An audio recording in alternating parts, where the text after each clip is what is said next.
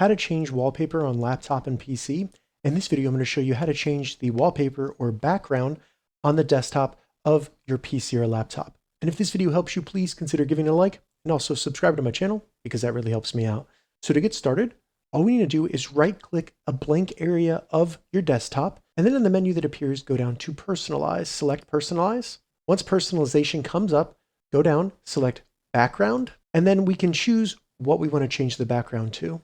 So you can choose over here in the drop-down picture, if you want to do a solid color, Windows Spotlight, which will be different pictures that they'll show every day, or even slideshow. Now, when you select one of these, such as picture, you'll then have options below that you can choose from to change your background. So if I select one of these, as you can see, it gives me a quick preview.